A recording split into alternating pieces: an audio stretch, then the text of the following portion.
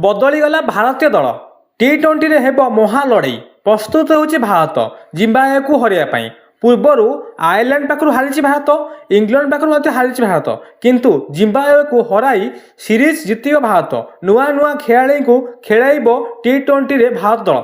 हाँ दर्शक बंधु आपण देखुंत स्पोर्ट्स बुलेटिन जून 12 ओडिशा रे क्रिकेट न्यूज आसंता 23 तारिख रु आरंभ हेब भारत जिम्बाब्वे मध्य 3 मैच विशिष्ट टी20 सीरीज प्रथम मुकाबिला हारारे खेल नुआ खेलाड़ी यही सीरीज बड़ सुजोग होगा सहित भारत पर विजय सीरीज आरंभ होगा लक्ष्य रहिबो।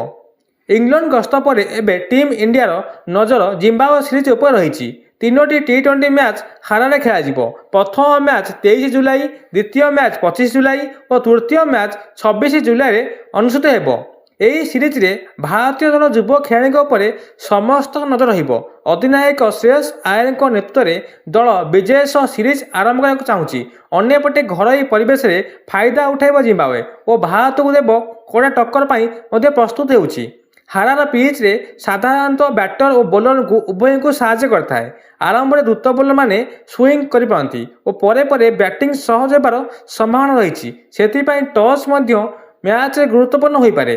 भारतीय क्रिकेट प्रेमी आशा यही दल सीरीज रे दमदार प्रदर्शन करी विजय सह अभियान आरंभ करिबो। तेबे आसंता 23 जुलाई रे भारत और जिम्बाब्वे मध्य प्रथम टी20 मुकाबिला नहीं एबे सबु देश रे उभय देश रे क्रिकेट प्रेमी उत्साह जोरदार रही।